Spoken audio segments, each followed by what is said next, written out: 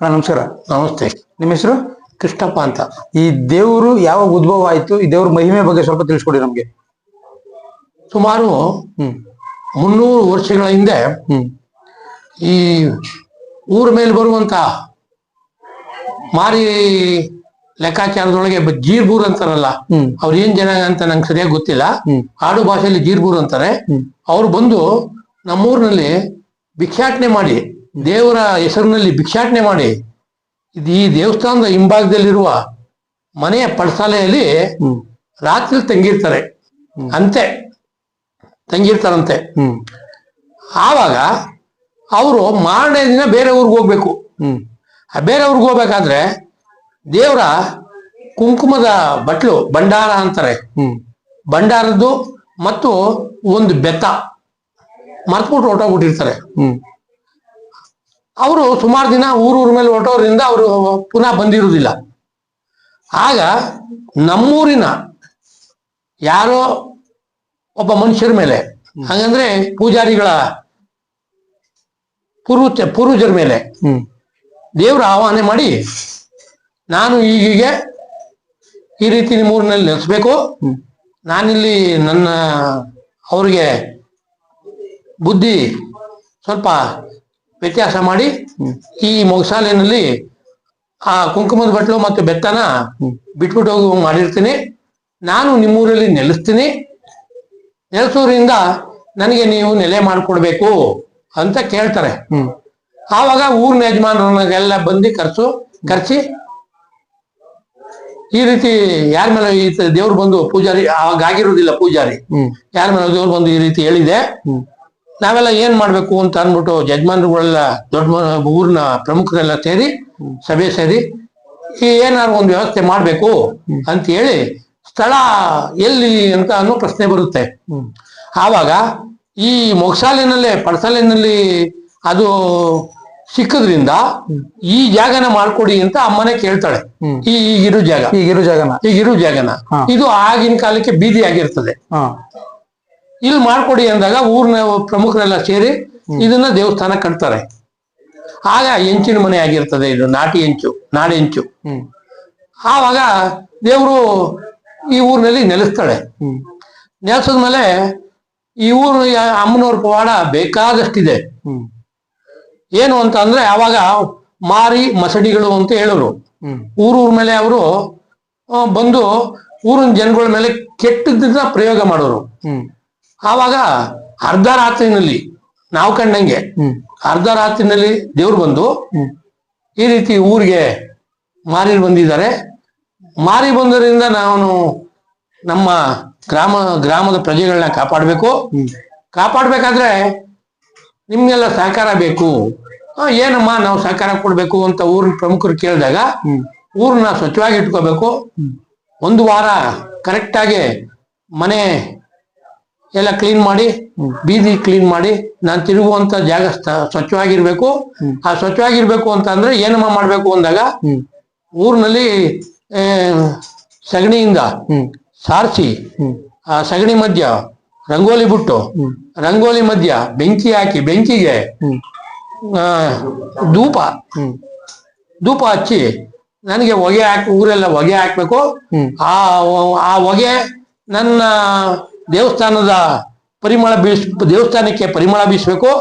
ಆವಾಗ ನಾನು ಅವ್ರನ್ನ ಹಿಡಿಯಕ್ಕೆ ಪ್ರಯತ್ನ ಮಾಡ್ತೀನಿ ಅಂತ ಹೇಳ್ತಾಳೆ. ಅದೇ ರೀತಿ ಊರಿನ ಜನ ಎಲ್ಲ ಮಾಡಿ, ಇಲ್ಲಪ್ಪ ಪ್ರಯತ್ನ ಮಾಡಿ ಊರಿನಲ್ಲಿ ಈ ರೀತಿ ಮಾಡ್ಬೇಕು ಅಂತ ಸಾರಿಸಿ ಎಲ್ಲ ಕ್ರಮ ತಗೋತಾರೆ. ಅದರಂತೆ ಊರಿನ ಜನನು ನಡ್ಕೋತಾರೆ. ಆಗಿನ ಕಾಲದಲ್ಲಿ ಭಯ ಭಕ್ತಿ ಜಾಸ್ತಿ ಇತ್ತು ಅಮ್ಮನ ಮೇಲೆ. ಒಂದು ಕಡ್ಡಿ ಚಿಟಿಕ್ಕಂದಿದಂಗೆ ವ್ಯವಸ್ಥೆ ಮಾಡ್ತಾ ಇದ್ರು ನಾವು ಕಂಡಂಗೆ ಸುಮಾರು 50 ವರ್ಷದಲ್ಲಿ. ಕ್ರಮೇಣ ಏನಾಯ್ತು ಅಂತ ಅಂದ್ರೆ ಈ ಊರಲ್ಲಿ ಒಂದು ಹಳ್ಳಿ ಮರ ಇದೆ, ಇಲ್ಲಿ ನಾವು ಕಂಡಂಗೆ ನಡೆದಿದ್ದು. ಮಾರೀರ್ ಬಂದಿದಾರಪ್ಪ, ಒಂದು ಕೊಡ್ಬೇಕು, ನಾವು ಒಂದು ಜೀವ ಕೊಡ್ಬೇಕು, ಬಲಿ ಕೊಡ್ಬೇಕು. ನಾವು ಬೇರೆ ಊರಿಗೆ ಹೋದಾಗ ನಾವು ಅದೇ ರೀತಿ ಈ ಊರಲ್ಲಿ ನಾನು ಗ್ರಾಮ ದೇವತೆ, ಬೇರೆ ಊರಿಗೆ ಹೋದಾಗ ನಾನು ಮಾರಿಯಮ್ಮ. ಅದರಿಂದ ಅವ್ರ ಇಚ್ಛೆ ಪಡ್ತಾವ್ರೆ, ಒಂದು ಕೊಟ್ಟೆ ಕೊಡ್ಬೇಕು ಅಂತ ಅವಳು ಅಮ್ಮ ಕೇಳ್ಕತಾಳೆ. ಇಲ್ಲಮ್ಮ ಹಾಗೆ ಹೀಗೆ ಯಾರನ್ನಮ್ಮ ಬಲಿ ಕೊಡುದು, ಊರಿನಲ್ಲಿ ಎಲ್ಲ ಗ್ರಾಮಸ್ಥರೆಲ್ಲ ನಮ್ಮ ಬಂಧುಗಳು ಬಳಗ. ಆದ್ರಿಂದ ನಾವು ಯಾವ ಕಾರಣದಿಂದ ಬಲಿ ಕೊಡೋಕೆ ಇಷ್ಟಪಡೋದಿಲ್ಲ. ಇಲ್ಲ ಮಕ್ಕಳ, ನಂಗೊಂದು ಬಲಿ ಬೇಕೇ ಬೇಕು ಅಂತ ಅನ್ನೋ ಒಂದು ಆಟಕ್ಕೆ ಬೀಳ್ತಾಳೆ ಅಮ್ಮ. ಆವಾಗ ಇವರೆಲ್ಲ ಮೌನ ತಾಳ್ಬಿಡ್ತಾರೆ ಪ್ರಮುಖರು. ಆವಾಗ ನಾಳಕೆನೆ ಮಾರನೆಗೆನೆ ಒಂದು ಬಾಡಿ ಹೊರಟೋಗ್ಬಿಡುತ್ತೆ. ಆಮೇಲೆ ಏನಮ್ಮ ಹಿಂಗಾಗೋಯ್ತು ಅಂತ ಸಾಯಂಕಾಲನೇ ಬಂದು ಕೇಳ್ಬೇಕಾದ್ರೆ, ನನ್ಗಿರ್ಲಿ ಇನ್ಯಾವ ರೀತಿ ದೋಷನೂ ಬರುದಿಲ್ಲ, ನಾವು ಬರ್ದಿದಂಗೆ ನಾನ್ ನೋಡ್ಕೋತೀನಿ ಅಂತ ಹೇಳಿ ಮುಂದೆ ಯಾವ ರೀತಿನೂ ತೊಂದರೆ ಆಗ್ದಿದಂಗೆ ಅಮ್ಮ ಕಾದಿರೋದು ನಮ್ಗೆ ಮನದಟ್ಟಿದೆ. ಆದ್ರಿಂದ ಅಮ್ಮನ ಮೇಲೆ ಊರಿನ ಗ್ರಾಮಸ್ಥರು ತುಂಬಾ ನಂಬಿಕೆ ಮತ್ತೆ ಭಯ ಭಕ್ತಿಯಿಂದ ಪೂಜೆ ಮಾಡ್ಕೊಂಡು ಬರ್ತಾ ಇದ್ರು. ಇದಲ್ದೇನೆ ಊರಿನ ಅಮ್ಮನವ್ರ ಪವಾಡ ಅಂತ ಅಂದ್ರೆ, ಊರಿನಲ್ಲಿ ಕಾಲರ ಬಂದು ಕಾಲರದಿಂದ ಜನ ಸತ್ತು ನರಳ್ತಾ ಇದ್ದಾಗ ಕಾಯಿಲೆ ಬಂದು ಅಮ್ಮನವರು ಮಾರಿಗಳನ್ನ ರಾತ್ರಿನಲ್ಲಿ ಗ್ರಾಮಸ್ಥರು ಕರೆದು ನನಗಿರ್ಲಿ ಅಂತ ಹೇಳಿ ಊರಿನಲ್ಲಿ ಪರ್ಯಟನೆ ಮಾಡಿ, ಗ್ರಾಮ ಪರ್ಯಟನೆ ಮಾಡಿ, ಗ್ರಾಮದಲ್ಲಿ ಎಷ್ಟು ಜನ ಅವ್ರೆ ಅಷ್ಟು ಜನನೆಲ್ಲ ಓಡಿಸ್ಬೇಕು ನಾನು ಅಂತ ಹೇಳಿ ಅವ್ರ ಜೊತೆ ಹೊಳೆಯಿಂದ ಆಚೆ ಗದ್ದೆನಲ್ಲಿ ಯುದ್ಧ ಮಾಡಿ ಅಮ್ಮನ ಮೂಗ್ತಿ ಮತ್ತೆ ಕುದುರೆ ವಾಹನ ಕುದುರೆದು ಗುರುತು, ಹೆಜ್ಜೆ ಗುರುತು ಅಲ್ಲಿ ಬಿದ್ದಿರ್ತದೆ. ಅಮ್ಮನ ಒಂದು ಮೂಗ್ತಿ ಅಲ್ಲಿ ಬಿದ್ದಿರೋದ್ರಿಂದ ನೋಡ್ರಪ್ಪ ಹಿಂಗೆ ನಾಳೆ ಬೆಳಿಗ್ಗೆ ದೇವರು ಬಂದು ನನ್ಗೆ ಈ ತರ ಆಹ್ವಾನ ಆಗಿ, ನೋಡಿ ನಾನು ಹಿಂಗೆ ಮಾರಿ ಬಂದಿರೋ, ನಾನು ಊರಿಗೆ ಪ್ರವೇಶ ಮಾಡದಿದ್ದಂಗೆನೆ ಮಾಡಿದೀನಿ. ಅಲ್ಲಿ ಅವ್ರ ಜೊತೆ ಯುದ್ಧ ಮಾಡ್ಬೇಕಾದ್ರೆ ನನ್ನ ಮೂಗುತಿ ಮತ್ತೆ ನನ್ನ ವಾಹನಕ್ಕೆ ಈ ತರ ಕಾಲು ಊದ್ಕೊಂಡಿತ್ತು, ಅದು ಗದ್ದೆ. ಆದ್ರಿಂದ ನೀವು ಹೋಗಿ ಹುಡುಕ್ಬೇಕು ಅಂತ ಅನ್ಬಿಟ್ಟು ಒಬ್ಬ ಯಜಮಾನನ ಕನಸಿನಲ್ಲಿ ಬಂದು ಹೇಳ್ತಾಳೆ. ಅದರಂತೆ 4-5 ಜನ ಪ್ರಮುಖರು ಹೋಗಿ ಆ ಸ್ಥಳದಲ್ಲಿ ಅಮ್ಮ ಏನ್ ಕನಸಿನಲ್ಲಿ ಹೇಳಿದ್ರು ಆ ಸ್ಥಳದಲ್ಲಿ ಹುಡ್ಕಾಡ್ದಾಗ ಅಮ್ಮನವ್ರ ಮುಕ್ತಿ ಸಿಕ್ಕಿರ್ತದೆ. ಈ ತರ ಅಮ್ಮನವ್ರ ಪವಾಡ ಬೇಕಾದಷ್ಟಿದೆ. ಒಂದ್ಸಾರ್ತಿ ನಾವು ಕಂಡಂಗೆನೆ ಊರಿಗೆ ಕಾಲರ ಪ್ಲೇಗು ಬಂದಾಗ ಊರಿನ ಗ್ರಾಮದ ಜನ ಒತ್ತು ಮುಳುಗೋದ್ರೊಳಗಾಗಿ ಊರಿಗೆ ಬಂದು ಸೇರ್ಕೋಬೇಕು ಅಂತ ಅನ್ನೋ ಒಂದು ಆಜ್ಞೆನ ನಾವು ಮಾಡಿರ್ತಾಳೆ ಗ್ರಾಮಸ್ಥರಿಗೆ. ಎಲ್ಲೋ ಹೊಟ್ಟೆಪಾಡಿಗಾಗಿ ಹೋದವರು ಒಬ್ಬ ಆ ಸಮಯಕ್ಕೆ ಸರಿಯಾಗಿ ಬಂದಿರುವುದಿಲ್ಲ. ಅವನ ಮನಸ್ಸಿನಲ್ಲಿ ಏನೋ ಅಷ್ಟೊತ್ತಿಗೆ ನಾವು ಹೊರಟೆ ಹೋಯ್ತೀನಿ ಅನ್ನೋ ತಾತ್ಸಾರ ಬರ್ತದೆ. ಆ ತಾತ್ಸಾರ ಒಂದದ್ದು ಅವನು ಈ ಕಡೆನೆ ಹೋಗಿರ್ತಾನೆ, ಪೂರ್ವಕ್ಕೆ, ದೇವಸ್ಥಾನದಿಂದ ಪೂರ್ವಕ್ಕೆ. ಆ ಊರು ಆ ಹೊಳೆ ದಾಟುವಾಗ ಅವನ್ಗೆ ಮೈ ಒಂಥರ ಕೊಡದಂಗಾಗುತ್ತೆ. ಕೊಡದಂಗಾದಾಗ ಮನೆಗೆ ಬರ್ತಾನೆ. ಮನೆಗೆ ಬಂದ್ರೆ ಅವನ್ಗೆ ವಾಂತಿ ಭೇದಿ ಆಗ್ಬಿಡುತ್ತೆ. ವಾಂತಿ ಭೇದಿ ಆಗ್ಬಿಟ್ಟಾಗ ಏನಪ್ಪಾ ಹಿಂಗಾಗೋಯ್ತು ಅಂತ ಅವ್ರ ಮನೆಯವರು ಅವ್ರನ್ನ ಕೇಳ್ತಾರೆ. ಹಿಂಗೆ ನಾನು ಮನಸ್ಸಿನಲ್ಲಿ ಹಿಂಗ್ ಅನ್ಕೊಂಡಿದ್ದೆ, ಅಮ್ಮ ಹಿಂಗ ಆಜ್ಞೆ ಮಾಡಿರೋದು ನಂಗೆ ಗೊತ್ತಿತ್ತು, ಆದ್ರೂ ಏನಾಗಲ್ಲ ಹೊಂಟೆ ಬಿಡೋಣ ಅಂತ ಅನ್ಬಿಟ್ಟು ನಾನು ಬಂದ್ಬಿಟ್ರೆ ಈ ತರ ನಂಗೆ ಆಗ್ಬಿಟ್ಟದೆ. ಅಮ್ಮನ ಹತ್ರ ಹೋಗಿ ಅಮ್ಮನ ದೇವಸ್ಥಾನಕ್ಕೆ ಹೋಗಿ ಕುಂಕುಮ ಮತ್ತೆ ಭಂಡಾರ ಮತ್ತೆ ಇದು ಏನು ತೀರ್ಥ ತಗೊಂಡ್ ಬಂದ್ ನಂಗೆ ಬಿಟ್ಬಿಡಿ ಅಂತ ಹೇಳ್ತದೆ. ಅವ್ರು ಅದನ್ನ ತಗೊಂಡೋಗಿ ಹೇಳ್ದಂಗೆ ನಾವು ಕಂಡಂಗೆ ಆಗಿರೋದು ಇದು. ಅದನ್ನ ತಗೊಂಡೋಗಿ ಆತನ ಬಾಯಿಗೆ ಹಾಕ್ದಾಗ ಬಿಟ್ಟಾಗ ಅವನು ಅದನ್ನ ಸೇವನೆ ಮಾಡ್ತಾನೆ.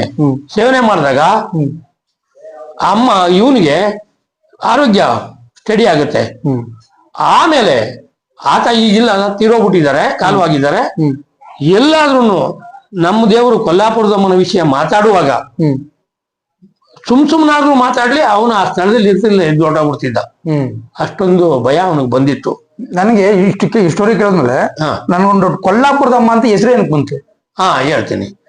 ಅಮ್ಮ ಈ ಏನು ಹೊಸದಾಗಿ ಇಲ್ಲಿ ಆಹ್ವಾನ ಆದಾಗ ನೀನ್ ಯಾರಮ್ಮ ಏನು ಅಂತ ಹಿರೀಕರಿಗೆ ಕೇಳಿದಾಗ ಅವರು ನಾನು ಹಿಂಗೆ ಕೊಲ್ಲಾಪುರದಮ್ಮ ಅಂತ, ನಾನು ಈ ಊರಲ್ಲಿ ನೆರಚಕ್ ಬಂದಿದ್ದೀನಿ, ನನ್ನ ಹೆಸರು ಕೊಲ್ಲಾಪುರದಮ್ಮ, ನಾನು ಈ ಊರಿಗೆ ಗ್ರಾಮ ದೇವತೆ, ಬೇರೆ ಊರಿಗೆ ಮಾರಮ್ಮ ಅಂತ ಆವಾಗ ವಾಗ್ದಾನ ಕೊಟ್ಟು ಕೊಲ್ಲಾಪುರದಮ್ಮ ಅಂತ ಹೆಸರು ತಗೊಂಡಿರ್ತಾಳೆ.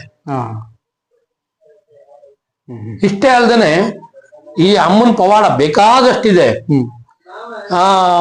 ಆದ್ರೆ ಜನಗಳು ಈಗಿನ ಒಂದು ವಾತಾವರಣದಲ್ಲಿ ಸ್ವಲ್ಪ ತಾತ್ಸಾರ ಮಾಡೋದ್ರಿಂದ ನಮಗೂ ಸ್ವಲ್ಪ ಬೇಜಾರಾಗಿದೆ. ನಾವು ಹಿರೀಕರಾಗಿ ಅದರಿಂದ ಜನಗಳು ಒಳ್ಳೆ ಭಕ್ತಿಯಿಂದ ಪೂಜೆಯಿಂದ ಪೂಜೆ ಮಾಡಿ ಅಮ್ಮನಲ್ಲಿ ಸಹಕಾರ ಕೇಳಿ ಅಮ್ಮನ ಮಡ್ಲಿಗೆ ನಾವು ಬಿದ್ದಾಗ ನಮ್ಗೆ ಖಂಡಿತ ಒಳ್ಳೇದಾಯ್ತದೆ.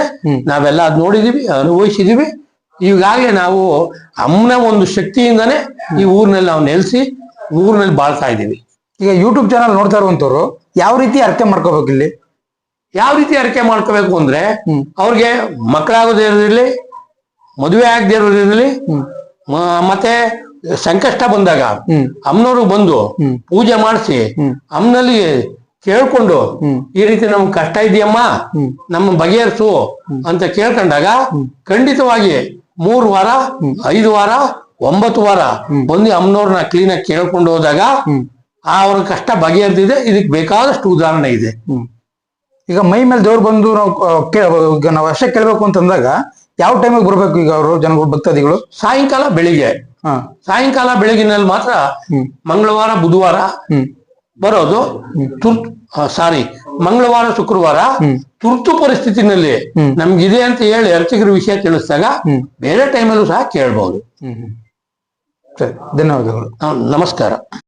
ನಮಸ್ಕಾರ. ನಮಸ್ತೆ. ನಿಮ್ಮ ಹೆಸರು? ಜಗನ್ನಾಥ್ ಅಂತ. ಸರ್, ಈ ದೇವಸ್ಥಾನದ ವಿಶೇಷತೆ ಬಗ್ಗೆ ಹಾಗೆ ನೀವು ಇಲ್ಲಿ ಮಾಡ್ತಿರುವಂತ ಕಾರ್ಯ ಬಗ್ಗೆ ತಿಳಿಸ್ಕೊಡಿ ನಮ್ಗೆ. ಈಗ ನಮ್ಮ ಗೌರವ ಅಧ್ಯಕ್ಷರು ಎಲ್ಲಾನು ಹೇಳಿದ್ದಾರೆ. ನಮ್ಗೆ ಅಷ್ಟು ಅನುಭವ ಇರ್ಲಿಲ್ಲ. ಇವರಿಂದ ನನಗೂ ಈಗ ಅನುಭವ ಆಗಿದೆ. ಈಗ ನಾವು ಈ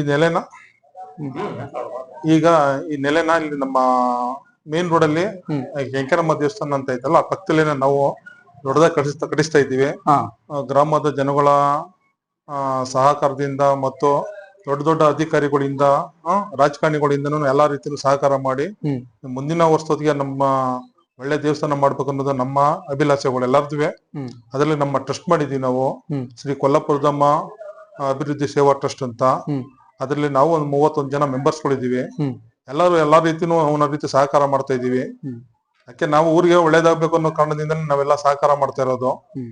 ಮುಂದಿನ ದಿನಗಳಲ್ಲಿ ನಮ್ಮ ತಾಯಿ ಯಾವ ರೀತಿ ನಮ್ಗೆ ಅನುಗ್ರಹ ಕೊಡ್ತಾಳೋ ಆ ರೀತಿ ಮಾಡಿನ ಮುಂದಿನ ದಿನ ಒಳ್ಳೆ ರೀತಿ ಅದ್ದೂರಿಯಾಗಿ ಹಬ್ಬಗಳು ಮಾಡ್ತಾ ಇದೀವಿ. ಯಾವುದೇ ರೀತಿ ಬೇರೆಯವ್ರ ಹತ್ರ ಹೋಗಿ ದುಡ್ಡು ಕಾಸಾಗಿರ್ಲಿ ಮುಗಿದ ಕೇಳೋದಿಲ್ಲ. ನಮ್ ಜನಾಂಗ ಏನಿದೆ ನಮ್ ಜನಾಂಗ ಕಲೆಕ್ಷನ್ ಮಾಡಿ ಹಬ್ಬಗಳು ಮಾಡ್ತಾ ಇದೀವಿ. ಹಬ್ಬ ಮಾಡ್ಬೇಕು ಯಾವ ಟೈಮಲ್ಲಿ ಹಬ್ಬ ಮಾಡೋದು ನೀವು? ಯುಗಾದಿ ಆದ 15 ದಿನಕ್ಕೆ ನಾವು ಇಲ್ಲಿ ಮಾತುಕತೆ ಸ್ಟಾರ್ಟ್ ಮಾಡ್ತೀವಿ. ಅದಾದ್ಮೇಲೆ ಅಲ್ಲಿ ಕೆಂಕೇರಮ್ಮ ದೇವಸ್ಥಾನ ಐತೆ, ಮಾನ್ಪರಮ್ಮ ದೇವಸ್ಥಾನ ಐತೆ. ಅವೆಲ್ಲ ಹಬ್ಬಗಳದೆಲ್ಲ ಅವರೆಲ್ಲ ಅಕ್ಕ ತೆಗಿದಿರ ಇವರೆಲ್ಲ. ಆ ಲೆಕ್ಕಾಚಾರ ನೋಡಿ ನಮ್ಮ ಕೊಲ್ಲಾಪುರದಮ್ಮ ಕೆಂಕೇರಮ್ಮ ಆ ಮಧ್ಯದಲ್ಲಿ ನೋಡ್ಕೊಂಡು ನಾವು ಹಬ್ಬಕ್ಕೆ ಸ್ಟಾರ್ಟ್ ಮಾಡ್ತೀವಿ. ಬಟ್ 1 ತಿಂಗಳೊಳಗೆ ನಾವು ಹಬ್ಬನ ಯುಗಾದಿ ಆದ 1 ತಿಂಗಳೊತ್ತಿಗೆ ಹಬ್ಬನ ಕಂಪ್ಲೀಟ್ ಮಾಡ್ತೀವಿ ನಾವು. ಅಂದ್ರೆ ಈಗ ದೇವಸ್ಥಾನ ಇಲ್ಲಿಂದ ಅಲ್ಲಿಗೆ ಮಾಡ್ಬೇಕು ಅಂತ ಪ್ರೇರಣೆ ಆಗಿದ್ಯಾ ಏನಕ್ಕೆ ನಿಮ್ಗೆ? ಪ್ರೇರಣೆ ಆಯ್ತು. ಆದ್ಮೇಲೆ ನಾವು ತಾಯಿಯ ವಾಗ್ದಾನ ಕೇಳ್ಕೊಂಡೆ ನಾವು ಅಲ್ಲಿ ಹೋಗಿ ಮಾಡ್ತಾ ಇರೋದು. ಜನಸಂಖ್ಯೆ ಜಾಸ್ತಿ ಆಯ್ತು, ಇಲ್ಲಿ ಜಾತ್ರೆಗಳು ಮಾಡ್ಬೇಕಾದ ಇಕ್ಕಟ್ಟಾಯ್ತು, ಇಲ್ಲಿ ಜನಗಳು ಹೋಗೋ ಬರೋಕ್ ತೊಂದರೆ ಆಯ್ತಾಯ್ತು. ಆದ್ರಿಂದ ಅಲ್ಲಿ ಮಾಡೋಣ ಅಂತ ತಾಯಿನ ಕೇಳಿದಾಗ ತಾಯಿ ಆಯ್ತು ಅಂತ ಜಾಗನ ಗುರ್ತು ಮಾಡ್ಕೊಡ್ತು. ತಾಯಿ ಗುರ್ತು ಮಾಡ್ಕೊಡ ಆ ಜಾಗದಲ್ಲಿ ನಾವು ದೇವಸ್ಥಾನ ಕಟ್ತಾ ಇದೀವಿ. ಅಂದ್ರೆ ಈಗ ದೇವಸ್ಥಾನ ಮಾಡ್ತಾ ಇದ್ರಲ್ಲ, ಇಲ್ಲಿ ಮಂಗಳವಾರ ಮತ್ತೆ ಶುಕ್ರವಾರ ಪೂಜೆ ಮಾಡ್ತಾರ ಇಲ್ಲ ಡೈಲಿ ಪೂಜೆ ಇರುತ್ತೆ? ಈಗ ಅಲ್ಲಿ ಡೈಲಿ ಪೂಜೆ ಇರುತ್ತೆ. ಈಗ ಹೊಸದಾಗಿ ನಿರ್ಮಾಣ ಆದ್ಮೇಲೆ ಡೈಲಿ ಪೂಜೆ ಇರುತ್ತೆ. ಅಂದ್ರೆ ಈ ದೇವಸ್ಥಾನಕ್ಕೆ ನೀವು ಏನು ಅಧ್ಯಕ್ಷರಾಗಿದ್ದೀವಿ? ಈ ದೇವಸ್ಥಾನಕ್ಕೆ ಕೊಲ್ಲಾಪುರದಮ್ಮ ಸೇವಾ ಟ್ರಸ್ಟ್ ಅಧ್ಯಕ್ಷನಾಗಿದ್ದೀನಿ. ಧನ್ಯವಾದಗಳು.